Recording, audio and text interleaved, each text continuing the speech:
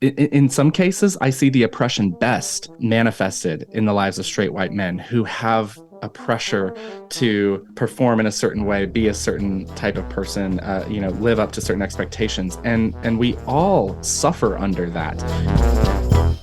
I'm Mitch. And I'm Missy. We're coworkers. He's the boss, and we're married. And she's the boss. Together, we host Good Faith Weekly, a podcast on faith and culture. What could possibly go wrong? Tune in and find out. Missy. Welcome to Good Faith Weekly. On this episode, Missy and I are going to catch up and talk about the brilliant guest we have this week at Good Faith Weekly, Flamy Grant. Missy gives me a quiz in the first section, and then we have the privilege of sitting down with Flamy and talking about her music, her lyrics, and what's going on in her life. It is a wonderful conversation that I promise you're not going to want to miss. Stay tuned.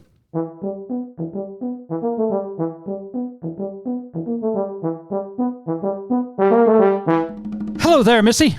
Hey, how are you? I am so excited today. Oh my gosh, I'm so excited I can't stand it. We have the pleasure of interviewing Flamy Grant. We do. And for those of our listeners, if you have not in the last at least few weeks heard of Flamy Grant, I might want to question who you're following on social media.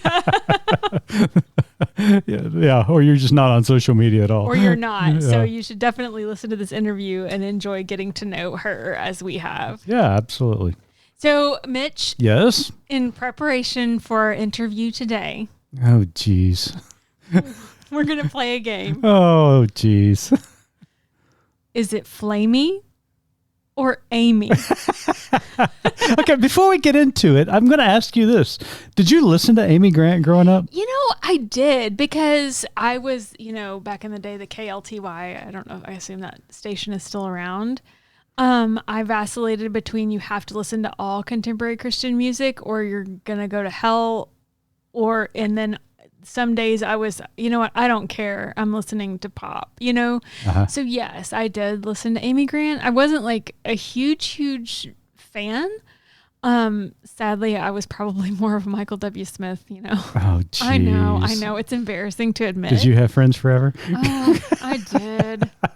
Oh, my goodness. I had the T-shirts. I had the Testaments. I had all of it. I tried. I gave it the good Boy Scout effort of trying to listen to contemporary Christian music growing up in the 80s and 90s. And I know you just don't. I hate it. I absolutely despise it. I know. But you have been texting me so much the last few days. I am a huge fan because, the thing about contemporary Christian music back in, the early 80s and 90s was that I just didn't think it was good music. The lyrics were really cheesy. But listening to Flamy, oh my gosh, I love her voice. I love the music and her lyrics. They're so rich. So powerful. Yeah. So rich and so powerful. And I honestly, I've had such a great time preparing for the interview with her, and I'm just have been giddy about this since it was been on the calendar. But I really wanted us to play, is it Flamy or Amy? Okay. Because obviously Flamy, we didn't. I feel like we need intro music or something. Is a big Flamy is a fan of Amy Grant's, and she's done a lot of wonderful things, in particular for the LGBT community. Absolutely. So yeah, no shade. It's just I was a fan. I listened to her music, but I don't think I ever went to a concert of hers, but I could be wrong. Oh, I'm sure Flamy and Amy would really enjoy this game. So go ahead. Probably so. I wonder if they would score 100%. I don't know, but we'll see how you do. Okay. So first, I have this lyric. Time is an illusion. Time is a curse. Time is all these things and worse. But our time is now. Yes, our time is now. Amy. Yes. Okay. Dang it. How'd you know that? Okay. Because I've been listening to Flamy's songs. I know. When you texted me, you're like, gosh, her music's amazing. This is really great. I was like, dang it. Now you're going to know the answers to my quiz. Go on. Okay. 2. It's okay to cry. It's okay to fall apart. You don't have to try to be strong when you are not. Flamy. No. No, that's Amy? It's Amy. I know. It's 2021 Amy. Wow. See, yeah, I'm out on those. From When We Fall Apart, it was Amy Grant, Ryan Stevenson, and Vince Gill. Oh, wow. Okay. Very cool. I forgot to mention the first one was 2013, Our Time Is Now from Amy Grant. Okay. Number 3. May you look beyond the storm to the silver lining that makes the journey worth it. Leading you to hope, leading you back home to yourself, back home to love. Flamy. It is Flamy. Yeah. Okay. No, I'm sorry. I need to tell. It's from Ones Like Us by Flamy Grant. Awesome. Okay. Number 4. Just a love that's well designed for passing the test of time. I'm here to tell you, I'm here to stay every hour, every Flamy, day. Flamy. No. No. You're going to be so shocked. This is 1991, Amy. Oh, geez. Every Heartbeat. Every Heartbeat. Oh, See, I kind we of remember didn't that. even know that Amy Grant was pushing the limits. See, We didn't know. One of the things I do remember about Amy Grant, I remember when she began to become popular on the pop charts, and the Christian community kind of really. It was super scandalous. Yeah, it was very well, she scandalous. was divorced. I Well, mean, that's she true, too. divorced was Is it Michael English? Stephen Chapman, I think. I think it was Michael English. No, it's No? Chapman. Okay. Anyway, Gary Chapman, Stephen. I can't This is remember. how out we are, you guys. All those Christian artists and right look now, alike and all sound of alike. the 90s contemporary Christian are screaming at us because we don't know the answer to this. But I do remember that Amy Grant was divorced, and I remember my friend's bedroom, sitting and hearing the news about this, and it was such scandal. So Okay, yes. there you go. Anyways, what are we on? Number 5, I Yeah. think. Okay, number 5. I only know that when you found me was the day that I began to reclaim the voice that I had lost, to start using words I had forgot. Amy. Flamy. Dang it. I'm surprised. It's from That Was All You. Okay. Flamy Grant. All right, number 6. We go up and we come back down, and halfway through we reach the highest ground. Amy? No, Flamy. Flamy. I did not listen close enough for the last few days. Your quiz writer here might have, pulled some especially tricky ones. Oh, that's true. Okay, number 7. Good sweet earth, sleeves rolled up and hands buried in the dirt. I can see you there in one of Dad's old shirts, showing me how life's supposed to work. Amy. It is Amy from 2023. This current year, Trees Will Never See. Wow. A song I'm never not heard that familiar. song. Well, I hadn't heard it until today, but yes, I've heard it now. Okay, next one, number 8. Shoulder to the wheel for someone else's selfish gain. Here there is no choosing, working the clay, wearing their anger like a ball and chain. Flamy? No. Amy? It's 1988, Amy. Jeez. It's from Lead Me On. I should have been a better Christian. You should have been. Okay, so it's from Lead Me On, which I can't think of the tune right now, but if you go back, you know Oh, this yeah, I song. know that song. Okay, yeah, you know that song. Okay, number 9.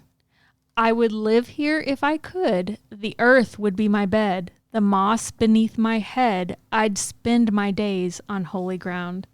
I want to say Amy, but I'm going to go with Flamy. It is Flamy. Yeah. Holy ground, Flamy. It's a wonderful song.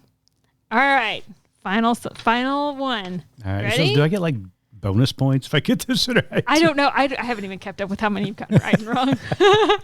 So, okay. God is a storyteller, a lover composing a letter, and every word is hope and light and glory. Flamy. That's Flamy from, my favorite. We talk about a lot in the interview, Esther, Ruth, and Rahab. Love it. I don't know who the president of her fan club is, but there's about to be a coup. Well, that was a lot of fun. Thanks for giving me the quiz. But, we got to get to the interview because, it's just such a rich, wonderful conversation. Flamy is remarkable, and I just think our audience is really going to enjoy this conversation we have with her. I hope so. I know I did. It was so much fun. Stay tuned. We'll be back with Flamy Grant. You know, Missy, I really enjoy recording this podcast with you each and every week. Do you? Well, but this is not the only thing we do at Good Faith Media. It's not. We have so many offerings for you. We have a plethora of podcasts, videos, news and opinion articles, Bible studies, books, and much, much more. Find us at goodfaithmedia.org.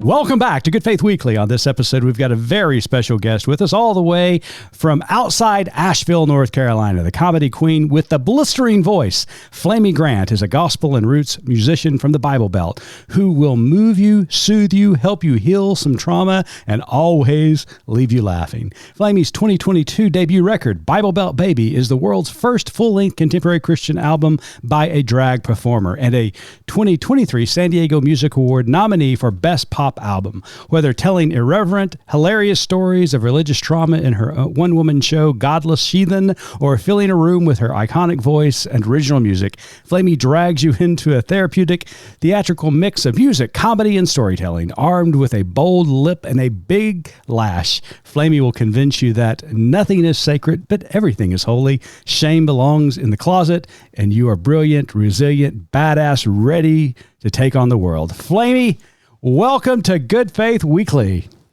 I'm so happy to be here. Sorry for that extra long introduction. My goodness. Oh, well, there was just so much good to say. It was the best one yet. When we pulled it, I was like, you can't edit this down. Right. How are you going to do it? How could you choose what to take out of that? Actually, nothing. Wow. Nothing. Absolutely nothing. I appreciate it. Thank you very much. So, Flamy, first, before we get started, congratulations on your recent move. I don't know how Thank you're you. juggling all the things right now, in addition to a cross-country move. Yeah, I don't either. It's been a whirlwind. I think I was actually telling my sister-in-law today that I feel like I've just kind of pushed pause on my own, probably to my detriment, emotional, physical, mental well-being, and it's time to really start focusing on that again because it's been a crazy 6 weeks. But things are finally starting to settle down a little bit. I'm still up to my neck in boxes unpacking, but at least I am where I'm going to be living for the next little bit. And yeah, it's, you know, the press has died down. There is an ongoing lawsuit we can talk about a little bit, but that's also in a state of stasis. So, Oh, great. Are you in a lawsuit as well? Yeah, I'm in a lawsuit as well. oh, good. Aren't you fun? Yeah, I'm suing the state of Oklahoma. So- I'm suing a DA in Tennessee. You know? Congratulations. Well done. Yep. Rebel rousers, That's right. That's right. Good times. But the more important question is, did you remember to leave out all of the tools to put the beds back together when you moved? Girl, no. I don't know. I have no idea where my tools are. My And gosh. I mean, I know where my drag tools are, thankfully, because that's the most important piece, but I do not know where a wrench, a screwdriver, a hammer are. I cannot find them. Okay, so another tangent here. Since you know where your drag tools are, I've been trying to get Mitch to write it in our employee handbook that whoever knows how to do lashes is automatically required to teach me, and he won't do it. So that's why we brought you here today. Can you teach me how to do lashes? Lashes are such a journey. I hate looking back at some of my old pictures. And honestly, some of my current pictures, I'm still like, that, nope, the lash is wonky, girl. It's so hard. I watch you every figure night it put on this horribly expensive eyelash grower or thickener. It's my fertilizer for my lashes. That's what I call know it. Because I'm not talented enough to do the false ones. I just have to try to grow what I got. Yeah. Anyways, okay, let's circle back around. Yeah. So Flamy, I know. I guess it was maybe July-ish. I started getting messages in my inbox from friends of your profile saying, "Hey, have you heard of Flamy Grant? I think you guys should interview her on the podcast." I was like, "Oh yeah." So I started following you, and literally within days, something happened. And things kind of blew up in your world. And we're not going to talk about who, but someone who shall remain nameless inadvertently presented you with an opportunity to catapult right over his fragile male ego and oversized truck tires and onto the tippy top of the Christian music charts. And so at that point, I was like, Mitch, you've got to email her now so we can get get this locked down, because my fear of rejection won't allow me to email anyone. It's true. He says, "Why don't you?" I'm like, "No, I can't." Well, then also we got the news that Flamy was going to be at Nevertheless She Preached in Austin, Texas. Yes. And so we're going to be down there too next week. So we're excited to see you face to face. But we thought, we've got to have Flamy on the show. So I'm so thankful, first of all, for you taking time, because I know your life is crazy right now, to be here with us today. And so I've spent the last month or so just getting to know you better through your music and through all the press that's come up, and I've thoroughly enjoyed it. Your music and your lyrics are so powerful. I feel like to any of us who grew up in kind of that fundamentalist Bible Belt culture. Did you say culture or cult? Sure. Yes. Yes. And so I find myself when I listen, I'm getting chills thinking about it and just fighting back tears. It just evokes so much emotion from me. So I thought for this interview, we would kind of take a different turn. I want to start our conversation points with your lyrics and let our audience get to know you in that way, rather than just firing questions at you. Is that okay? We're big on consent here. I love that. Thank you. Yeah, that's very thoughtful. Okay, so the first song I want to talk about that I can't get out of my head is Esther, Ruth, and Rahab. And I know it's not the one, it's not Good Day that's flying around all over, but I feel like this is a bit of your magnum opus. And I can say this with confidence because I can show you right here, our audience can see, the lyrics take up 2 full pages. And I want to talk to you a bit about these characters and about your childhood and how they spoke to you, and how in the midst of an environment that was pretty constrictive, how you were able to, as a young child, still glean something from this written word and from these women in the Bible. Oh, wait. Well, let me read the lyrics. Sure. I forgot to read the lyrics. You were so excited. Let's go. I know. I'm so excited about this. So the quote I've pulled from this song is, "We see our paths by someone else's shine. Esther, Ruth, and Rahab, they were mine." Love that. How do you claim their shine as your own? Talk to us about that. Yeah, I mean, you're absolutely right. This song feels to me like the most I for sure put the most work into this song of anything else on the record. I had to wrestle with her a lot. The lyrics did not just come, they were extracted, if you will, excavated maybe. They're extensive and beautiful. Yeah, I did have to dig deep because so many of these stories, they were just, kind of misty memories for me. Not all of them. Esther really does stand out to me.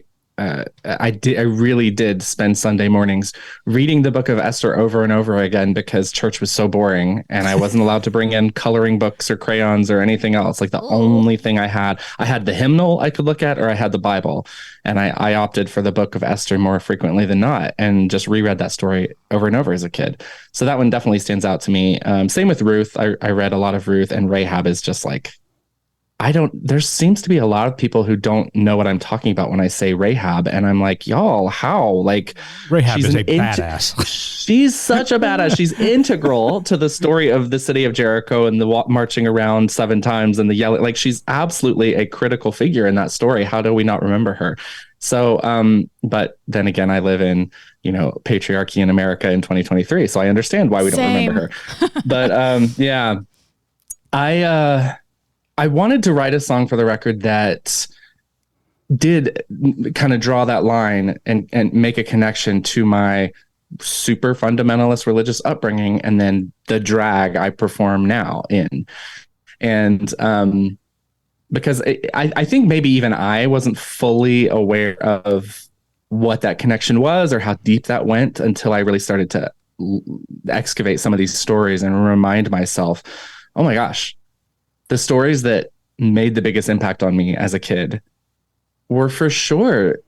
I mean, obviously they were the stories of women being badasses, because in my world, women had to be silent and submissive. And that was what I saw modeled for me all the time in my church growing up. I really did grow up in a church where women had to cover their hair based on that obscure passage in Second Corinthians, or Paul or whoever talks about don't compete with the glory of God. Right. Your hair is so pretty, it challenges God's glory, so let's cover that shit up, okay? I just do it to cover my roots these days. Yeah, what a weird concept. But very much lived out in the world I grew up in, and women just truly sat there silently. My mom had an opportunity to participate because she played piano. So that was kind of the only place where I saw women active during our worship services, was playing an instrument, playing the piano, because apparently no men were capable of doing that. So evidently. But so, of course, the stories of Deborah being a judge and jail, taking out a guy with a tent peg through the temple. And Miriam is such an integral part of Moses' story. It's wild that she doesn't get equal billing with Moses. And so, of course, those stories stood out to me because they're the ones where they had the biggest difference to the reality that I faced every day. Mm-hmm. So I'm sitting here reading stories about women who just owned their power, literally ruled the world, like Queen Esther literally ruled her world. Deborah literally was a judge for the Israelites for 40 years. So it's a striking difference. So those stories stood out. And I also kind of realized as I was writing this lyric that, it really was the women in my life too, who made a strong impact, despite being boxed into this role of silent, submissive, secondary person.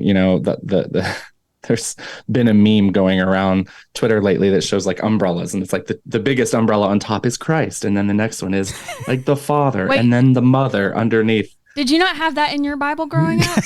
I did. Did you really? Yes. Was your Bible covered in camouflage? The trauma goes deep, y'all. Yeah.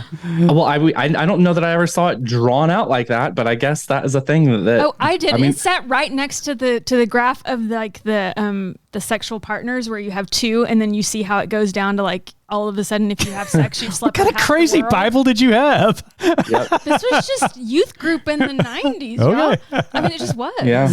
So sorry. Probably for women, for girls, right? Like, I bet y'all got a lot more of that messaging than those of us who are being raised to be men got. Mm-hmm. So I don't know. I wanted to connect my drag and what I do as an art form to all of that influence from women growing up, and not only in the Bible, but in my life around me, watching my sister's experience in particular. That's been a striking.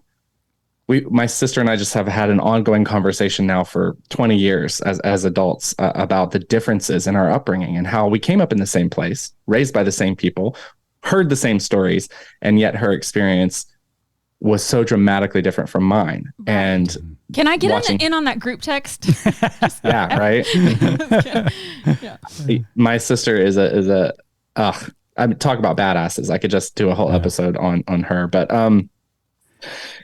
yeah. So that's kind of where Esther, Ruth, and Rahab came from. And like I said, it was a lyric that I had to wrestle with. A lot of times, I feel. Not a lot of times, I would say 50% of the time when I'm writing a song, I get that kind of muse moment where like an idea or a lyric just feels like it gets handed to me, and all I have to do is kind of like write it out. And this was not one of those. This was a song I wanted on the record. I knew I had something I wanted to say, and I had to figure it out and how to fit it into it's not a 3.5 minute song, but not a song over 5 minutes. And it doesn't as your matter. 2 pages of lyrics attest, there's a lot crammed in there. Is so rich. And if you were, like you said, a person who identifies as LGBTQ in this day and age, or a girl growing up in church, like this song speaks so loudly. And Mitch and I, he was for years in local pastoral ministry, and I can remember after Sunday worship several times, I would have this conversation with him of, it's the women, quote unquote, behind the scenes who are making things happen. And so everything you brought up was, points that I'm like, okay, Yes, amen. But you brought up one point in that song that Mitch and I will probably talk about in our outro, but I just want to, for our listeners, tease this because you've got to go listen to this. But you said, of course, Eve said, F this system, I'm chasing after wisdom. So take a minute. That was a script flip that I hadn't considered yet. And so if you want to speak to that for a minute, I just would love to hear a little bit of insight on that. Yeah, I mean, it's the tree of the knowledge of good and evil, right? Like that's what we call it. And I don't understand who in their right sane mind, given the option to have more knowledge. Well, never mind. Right. Never mind. I live in 2023 in America. I can think of a few there people. are plenty of examples. You live in North Carolina. We live in Oklahoma. We got exactly what you meant. Yeah, there are plenty of people who decline the option for more knowledge. So I do understand that. But to my mind, that is a perfectly reasonable and rational thing to do. And I'm not a biblical literalist, obviously, in any sense of the word. I believe that stories can be true without having happened, right? So I don't believe that a snake spoke to a woman in a garden. This is all allegory to me, but let me clutch my pearls real quick. I know, right? Look out, y'all. She's preaching blasphemy here on Good Faith Podcast. Yeah, like there's no instance of anyone ever telling Eve that she shouldn't, right? There's just suddenly a talking snake, which is pretty cool. And an opportunity to gain knowledge. Right. What? Of course you're gonna. Well, for me, if it were me, if I were Eve, I would be all over that fruit. I would be, and I would have zero regrets about it as well. So I don't know. I feel like Eve did us all a great service and does not get the proper recognition for her contributions. I love that reframing, and I will say, in 20 years of listening to you preach, I think this might make one of my top 3 moments of like mind. I'm not even in the top 3. No, that's after 20 years. You're there. You're there. So thank you for that. I just wanted to point that out and give our listeners a little tease because you've got to go listen to the song, read the words. It's amazing. Anyways, but it's such an important point because it sets the tone for the continuation of the femininity within Scripture, because we see it time and time again, women stepping up to do what men are unable to do. And it is remarkable. They do not get the credit they deserve. In fact, even when given the credit, it's called they were being mischievous or they were being clever, or it was they're secondary characters and the men were wise enough to recognize what they were doing. But the reality is, if you were to pick these stories up for the very first time and read them, they are central characters, essential to the narratives. Yes. And so when you talk about discovering their shine and then connecting that with your drag, then to me, that's exactly, you are continuing this journey of the femininity within Scripture and faith. And that's what I really, really love about your interpretation of Scripture, your lyrics, and what you're doing right now. Thank you. Yeah, for me, I was raised culturally to be male, and drag for me unlocked a lot in my own journey around my own gender expression and identity. And I identify as non-binary now. But one of the things that my drag does for me, and that I've now found can do for other people, right, is that it puts me in touch with the feminine that I have, that was oppressed and suppressed and kind of squished out of me for so long, and also that I, in response to the culture around me, also tried to suppress within myself. And so that's why drag is seen as so extreme and so radical, and it is, I guess, but it's also, for me, it's a really intentional thing to do now in the second half of my life, right? I'm 41, and I want to make sure that I give as much time in my life to nurturing and listening to and giving voice to the feminine within me, for lack of a better term. I love the idea of the spectrum. I don't like the binary. I like the spectrum. Sure. And the ability to be fluid and to move across that spectrum at any given point in time. But because I spent 40 years so heavily focused on the masculine and behaving, presenting, and speaking as someone who fits the stereotypes and the expectations for a masculine person in the world, I want to make sure I'm giving as much energy in the next half of my life to the feminine, and that's kind of what drag does for me. And that's exactly what you're doing. And these stories and your art, as I said a moment ago, they are communicating the femininity within Scripture and within yourself. But in essence, what they're doing, Flamy, is communicating the femininity of the divine. Yes. A clutch your pearls kind of moment. We forget that God's not a dude. No. Wait, what? And so we see this, and I love what you just said. The spectrum of, unfortunately, we have to communicate with our gender normative understanding of the world, right? But God doesn't. And we see God moving in and out of history, both in what we would define as the masculine and feminine. And unfortunately, in our world, the masculine has won out in the communication of that message. Yeah. What you're doing, what others are doing. Yeah, go ahead. And the plural, right? Yes, absolutely. The plural, the we. Mm-hmm. So much gender expression and identity in the divine, in the Bible, that gets just kind of shoved under the carpet. Yeah. All right, so let's move to the song, What Did You Drag Me Into? In this song, there's this lyric. I was baptized at the age of 12. Under the water, I came under a spell. I hear the Holy Ghost in the chlorine, she said. Child, you're going to make one hell of a queen. And then you go on. Some babies show up with a crown, and nothing you can say or do is going to turn that shimmer down. So can you talk to us about your process of learning to accept and celebrate your shimmer? Yes. So what I like to say about this song is that it's kind of my autobiography, right? Yeah. But I am a drag queen, so it's also slightly embellished. It has a little bit of a rhinestone thrown on it. Okay. Love it. Hey, Flamy, I'm a preacher. I understand what you're saying. You understand throwing a rhinestone on something. That's right. Yeah. So I was baptized at the age of 12.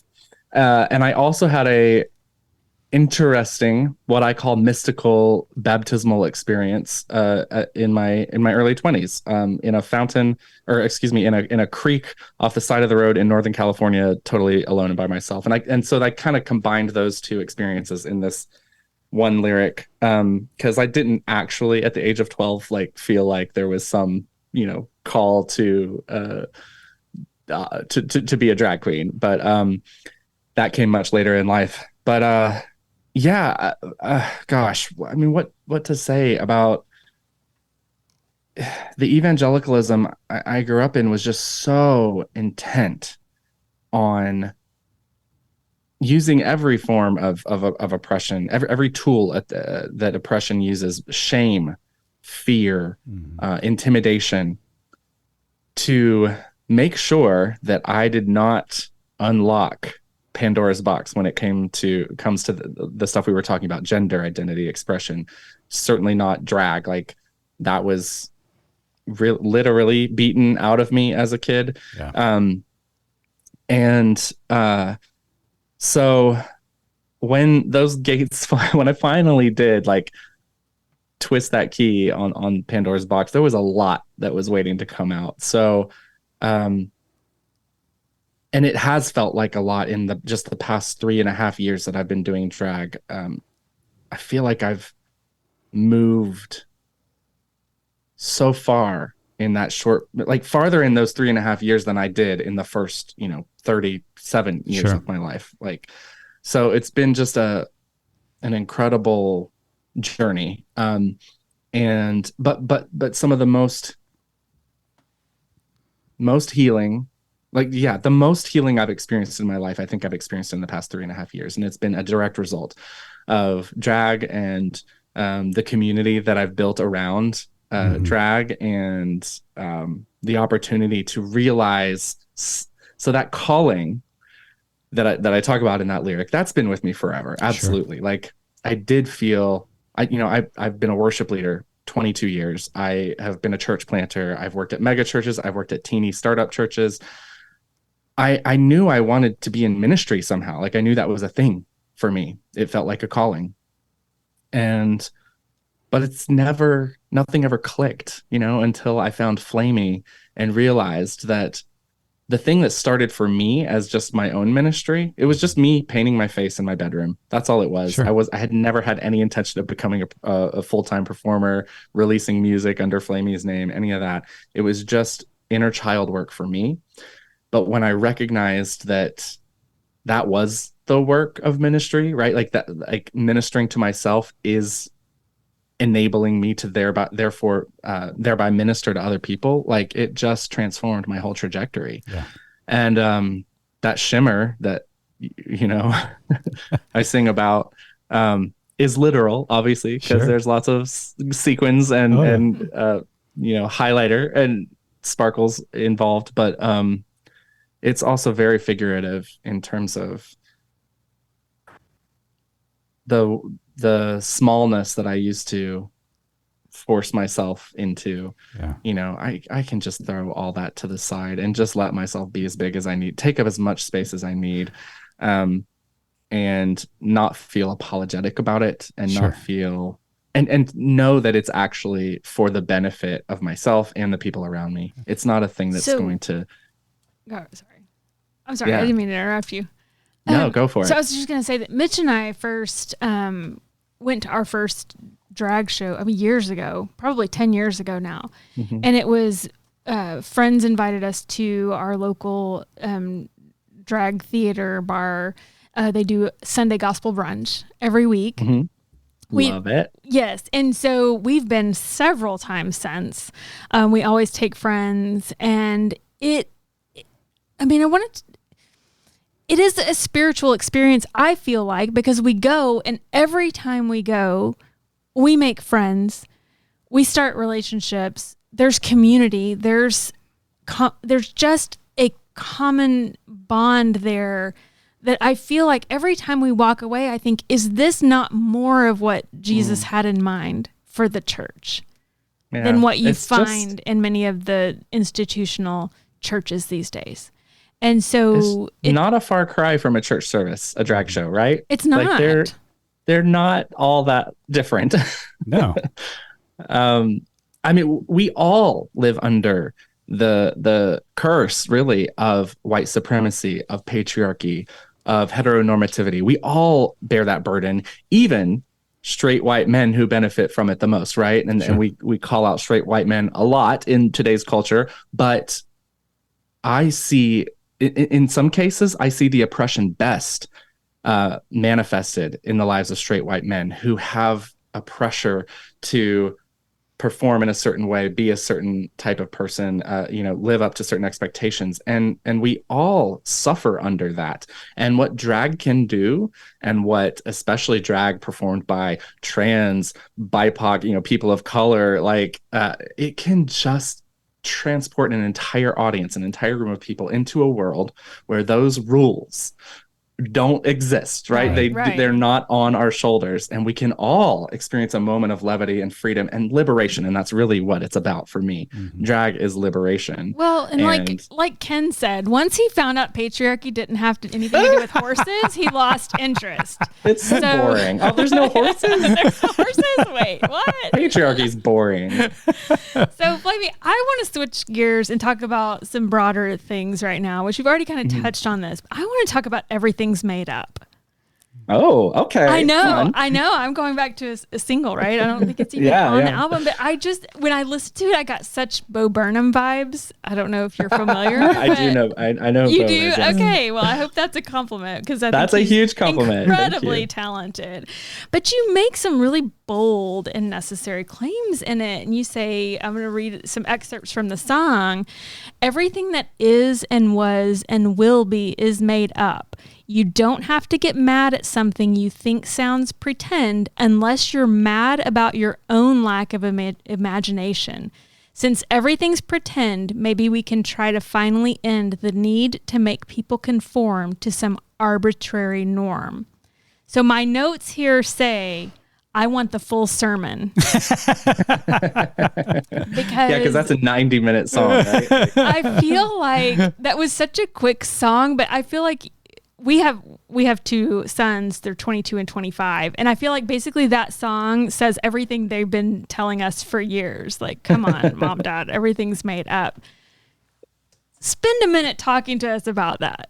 Yeah, Parse that out for us. 90-minute. I meant 90 seconds, obviously. But so that song was a surprise to me in every way. I know it didn't even expect that to be a single. It was actually, I wrote it for a TikTok video in response to, you've heard of this, the Libs of TikTok Twitter account, I'm sure. Oh, yeah. You've probably been featured on it. It's basically just a, whatever. It's just, it's a pile-on. It's a way for conservative people who hate what's going on in the world to laugh at and ridicule folks who they call woke or whatever. And I got reposted on that account one day, and suddenly my TikTok you've was blowing up. arrived. I don't know. Yeah, right. Mm-hmm. Yeah, absolutely. And my mentions were suddenly full of uncharacter. I mean, I always have a few haters, but in this case, it was like, oh wow, something happened out in the world and that I'm not aware of, because the haters are here. They have arrived. And so once I dug into it all, I realized they were referencing a video where I had been talking about my gender journey. And I at one point I was using the word polygender to talk about myself, just, multiple genders. And now I just like the word non-binary and like the spectrum that I was talking about earlier. But they were laughing at this idea of polygender, and they're like, oh my gosh, you're just making up. Like you just like admit that you are just making it up. Like, and I was like, yeah, actually, you are completely 100% correct, conservatives. I am making it up because I need something that works better for me than male and female. And it turns out we have made up the constructs around male and female too. And once I started digging into it, I was like, oh, this is kind of fun to like just think about the world in these terms. Everything is made up. Money is a totally made up thing that we all just agree that this coin or this paper has value. Marriage is a made up thing. And especially when you really go back and look in the Bible and what, like, we talk a lot about biblical marriage. Okay, let's talk about let's talk marriage. about Exactly. Let's talk about all the wives and concubines that were there. Yes. And like the about brother's responsibility to give a child to the wife when she becomes a widow and all these things. Like, yeah, there's so much there. Like, are you gonna, Mitch? Are you gonna take my sister on if her husband dies? Wow. I mean, I'm just saying. I love your sister to death. You have a responsibility, Mitch, according to the Bible, an obligation. Side note, she's one of the ones that reached out and said, "Hey, you guys need to interview Flamy." Exactly. So she'll appreciate this shout out right now. So yeah, it was just kind of a fun. I was just poking back at libs of TikTok and saying, "Yep, you're right. I made it up." And it's better than what we have made up before. So let's continue making up things that make the world better for all of us, right?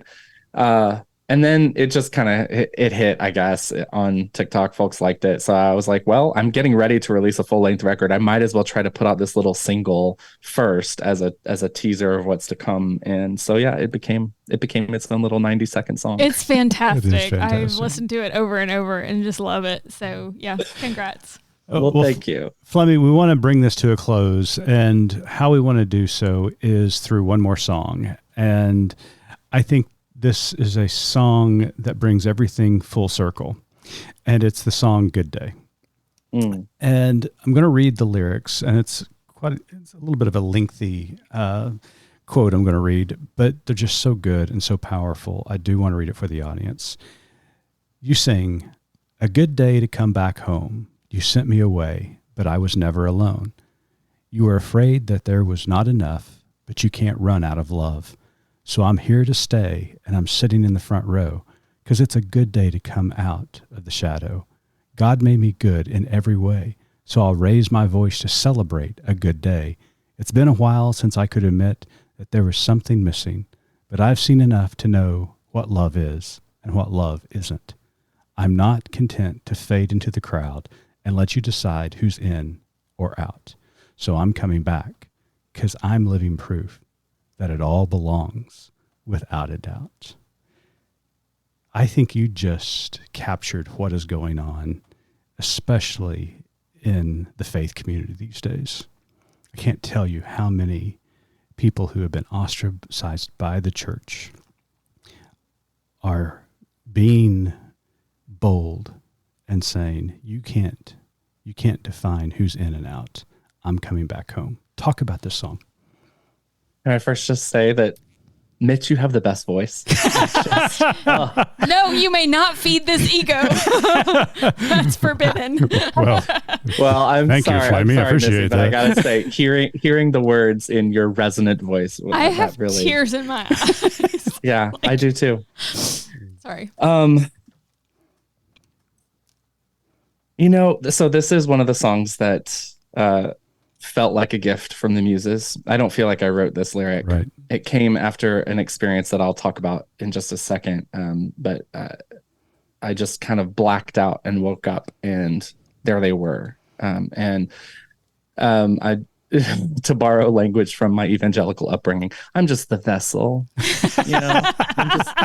I'm just blessed to be a blessing, y'all. We can unpack that in a lot of ways there for me. But it really is for me just about the reality that you have to reckon with my existence. Okay, you just do. And a lot of people are just going to ignore my existence and write it off. And we've seen think pieces written about me now where that's exactly what they're doing. But that's cheap. That is taking the cheap and easy way out, because here I am, a living, breathing human being who has a whole lifetime, right? 41 years of history, mostly in the church.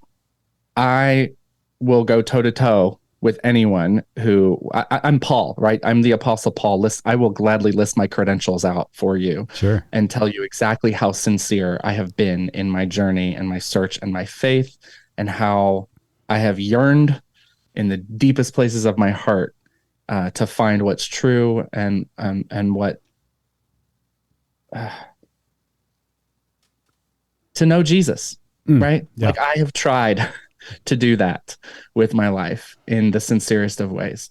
And yet here I am, a drag queen, singing songs about my religious trauma, singing songs about the need for a reckoning within the church and how the church has handled its queer children, not willing to vacate the space that I've occupied, despite the very complicated place I've arrived at when it comes to, not even arrived, that's the wrong word, the very complicated spot I am in my journey of understanding faith and talking about my spirituality, my relationship to Jesus, my relationship to the church.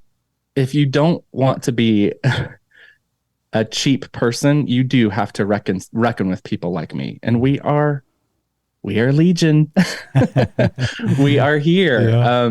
There are entire groups of queer Christians who have been doing the same kind of wrestling that I've done my whole life. Yeah.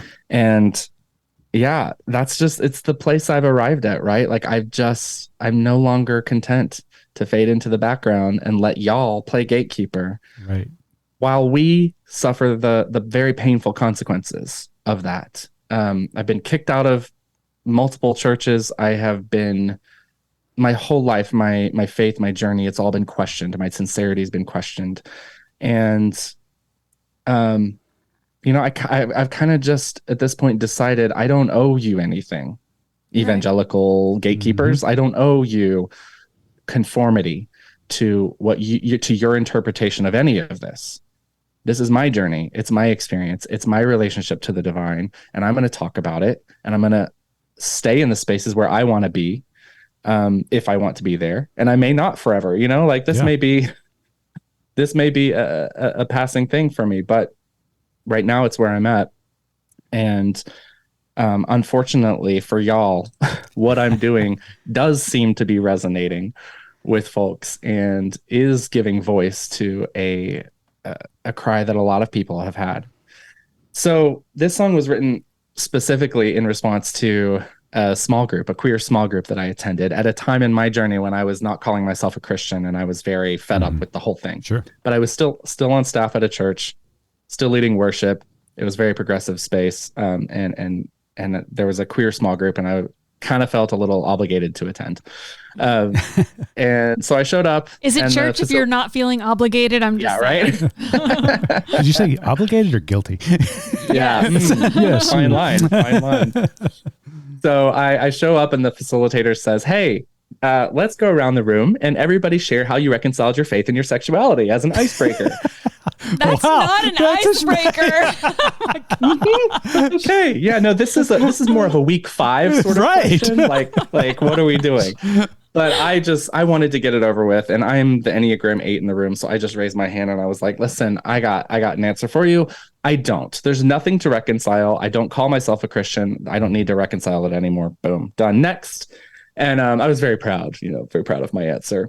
And then we went around the room and everybody shared their story. And the thing that they all had in common was to some degree, they were all talking about one of the reasons that they stay in the church and that they're still here in this small group and they're still trying to figure it out and they're still wrestling with it. And they're not willing to abandon their space and not willing to necessarily abandon that title of Christian, right? Is because they know that when they do, that the void that they leave kind of just the vacuum sucks it up and closes in, and it's filled up with more of the same heteropatriarchal, heteronormative, misogynistic BS that is going to that's going to make it hard for the next generation of queer kids coming up, and not just queer kids, women coming up, sure.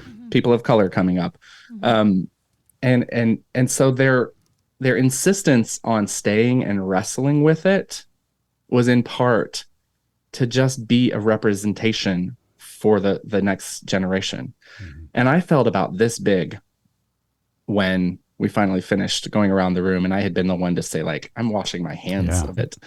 And I saw 8 other people be like, I'm going to stay in it. Yeah. And so, like I said, I went home and those lyrics were just like, that was a shift. That night, something shifted for me. I wasn't doing drag yet. That hadn't come around. But I wrote that song and I wrote it for our progressive church. And we did it more Sundays than we didn't, probably in the following years. And it came to be a real, for me, a touchstone, for our community, a touchstone, and a moment where we kind of just said, yeah, like, reckon with us. Yeah. We are here. I love it. You cannot sweep us under the rug anymore. Well, it is a beautiful and powerful song. Flamy Grant, thank you so much for joining us at Good Faith Weekly. We're going to be with Flamy down in Austin, Texas next week at Nevertheless She Preached Conference. So check out our coverage next week when we go down there. You can find out more about Flamy at her website, flamygrant.com. And wherever you listen to music, go and download her songs right now because they are wonderful. Well, Flamy, before we let you go, Missy's got one last question for you. Absolutely. Flamy, thank you so much for joining us today. This has been a delight. As you know, our tagline at Good Faith Media is there's more to tell. So in light of our conversation today and the work that you do, what is your more to tell? I would just say that I'm in my second act, right? Like that's what I call this. That was the video that blew up that kind of made Flamy brought Flamy to the consciousness of a lot of people. I was talking about our second act, and mine came super, relatively late. For a lot of people do not start doing drag at the age of 40, right? Like I've missed out on a lot of opportunities to be a death dropping stunt doing queen, right? But despite how absurd that scenario might seem, it's playing out for me in a way that is transforming my life. It's transforming lives around me. It's bringing new opportunities, I think, to churches across the country. And so just don't shy away from that pull to change something significant, dramatic about your life. Like that's kind of what drag is. It's a pretty darn dramatic shift. And I think that there's something to be learned from that and an opportunity. Well, Flamy, it has been a complete delight for us to have you on the show at Good Faith Weekly. Thank you for all that you're doing. May the blessings of the divine continue to be with you. May continue to prosper. We are out there cheering for you, and we are so excited about meeting you face to face next week in Austin. I can't wait either. Thank y'all so much for having me. This has been a pleasure. Absolutely. I'm bringing my good bra for you to sign. Your good bra. My good bra. Wow. Cliff can cut that out. He deems it inappropriate.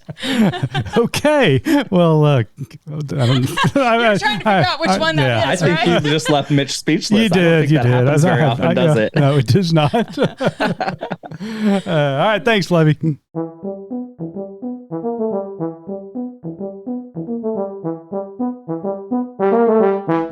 So, Mitch. Yes. I think in our excitement about the interview, we didn't stress enough about how our listeners can find Flamy and find out what she's up to. Yeah, please tell the audience. I know you mentioned the website, but any social media platform that you're on, if you search Flamy Grant, you'll be able to find her and also find her touring schedule and find her music. So definitely go on, look at the schedule, see if she's coming to a place near you. If she's not, you know what? And you've got the hookup, find a spot and invite her to come. That'd be awesome. Download the music, always to support her. As she indicated, she's doing this full time now, and we definitely want to be supportive of her work, her artistic expression, and just the love that she's spreading across 100%. the world. So that is my little housekeeping bit, and now we can talk a little more and unpack a couple of things. I know we're a little bit short on time, but I am just in awe of Flamy and of her, just her life work and what she's doing now. And I think in how we ended the interview talking about the Good Day song. And if you haven't listened to it, you have my permission to pause us right now and go listen to it and then come back. Welcome back. Right. Welcome back. So what I feel like is so important about this song and so important about Flamy's work right now is saying no more does someone else get to define and decide where I'm able to exist, where I'm able to express myself, where I'm able to express my faith and practice it. You don't get to decide that. And if you choose to decide that for me, then you're the one missing out on the gift of my expression, the gift of God's creation in me. And I think it's just so powerful. I think it's so inspiring. It reminds me, as we were talking earlier, it correlates to the event we'll be at this weekend with Free Mom Hugs, which is happening here in Oklahoma City. Right in the heart of the Bible Belt. Right. Which you don't think of Oklahoma City as a place you would host a conference with free mom hugs. Right. But the fact that they are able to say, you know what, we're here and we're going to exist and we are going to thrive, whether you like it or not. You know, I'm so glad you took it this direction, because as I was listening to Flamy tell her story and describe her songs, and then just listening to you now, one of our favorite podcasts and writers and theologians, Miguel de la Torre, came to mind. When he said in Kansas City, you and I were there, when he said, people tell me all the time I need to speak truth to power.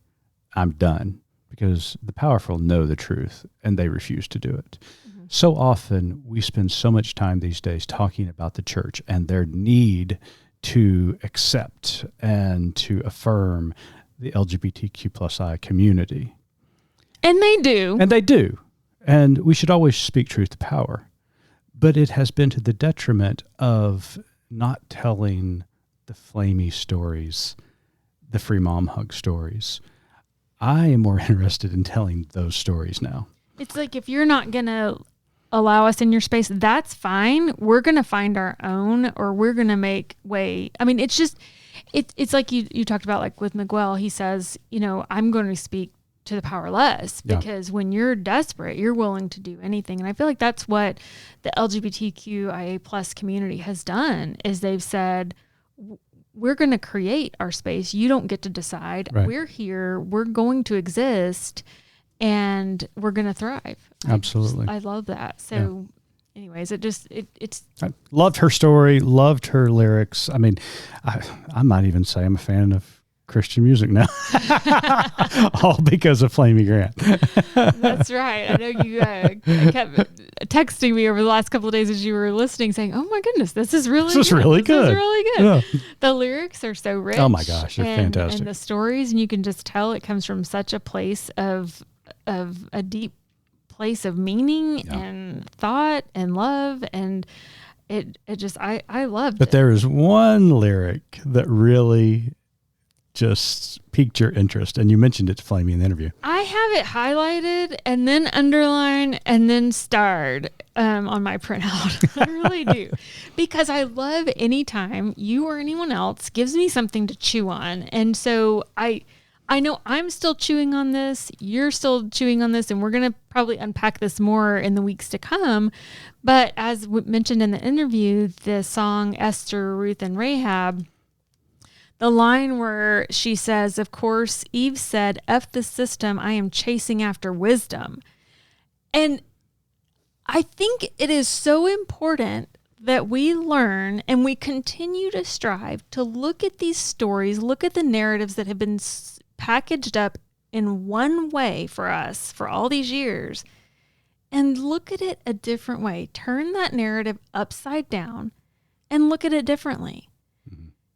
And that's what that line has done for me. That's what other moments in my faith journey have done. But I think this is just something I hadn't thought about before. Yeah, like, what if Eve is just a human being who's presented with an opportunity to say, hey, here's this thing that's going to give you knowledge. And, you think, as a human being, should we not be in search of knowledge and truth? And I know there are a lot of people out there who don't feel that way. But it makes her so relatable,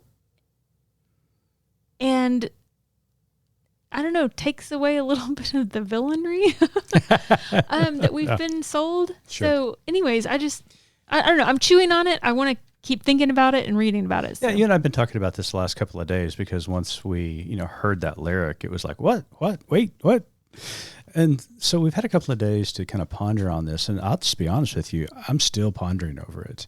I love it. I love it when theologians, artists make you, they stop you in your tracks, and they force you to think about something from an entirely different perspective. Right. And that's what Flamy has done just with this one lyric. And so I'm sitting here with this line thinking, okay, how does it measure up against the totality of Scripture? And I start thinking about all the women that she has mentioned, in the interview and in her songs. And it's like, well, wait a minute, Eve kind of fits that narrative in this. And so, as I said, I don't know what to do with it right now, but man, Flamy has got me thinking, and I love that about it. I do too. And as she said, as you've indicated time and time again, you're firmly in the camp of the narrative as being allegorical, not having a literal snake talking to her. I feel like probably most of our listenership is okay with at least, acknowledging that it's likely allegorical. Yeah. And so it allows us to explore the truths of that story in a new light. Sure. And I think that's what we're kind of always should be wrestling with. And like you said, Eve, by flipping that narrative and flipping the script, saying,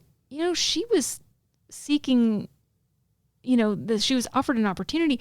It's just interesting to look at it that way and think, oh my goodness, what does that look like in terms of setting up a foundation for all of the women that came after her, and all of the women who were behind the scenes in their context as, humans who were not given full,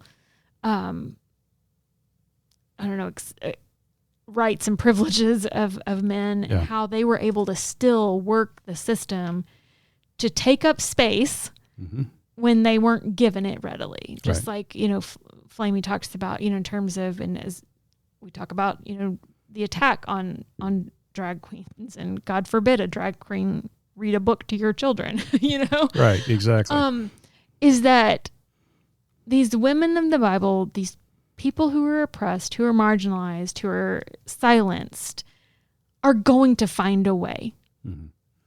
They're gonna find a way to make things work and to express themselves and to survive. And I so hope to thrive. Right. No, I agree. It was a great conversation. I love me some Flamy Grant right now. I mean, she is. You're going to wear the t-shirt? I will wear the t-shirt proudly. Cannot wait to see her face to face next week in Austin, Texas, when you and I are down at the Nevertheless She Preached conference. But I do have to say this, Missy, that there were 2 moments in the interview that really filled my heart with all the kind of love and warmth. Okay. The first was knowing that I have preached a sermon. Oh, geez. That is in your top 3. The second, and this may be number 1, Flamy talked about what a velvet smooth voice I had.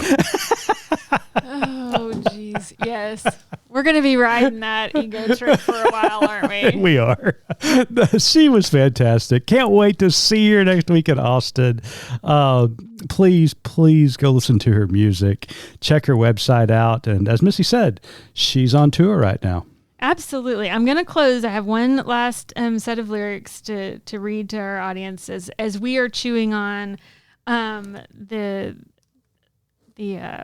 story of Eve. I want to close out with this, following that. In Esther, Ruth, and Rahab, she says, "My church insisted women all be small, submissive, and unseen, but their own holy book betrayed that lie. Because in those pages you'll find badass rebel warriors and queens, prophetesses, witches, whores, and wives, all causing scenes. Every woman in the scriptures smashed the norms to smithereens." That's so wonderful. Go forth, chew on it, explore it, and we'll see you back next week. Have a good week, everybody. Until then, keep living good faith.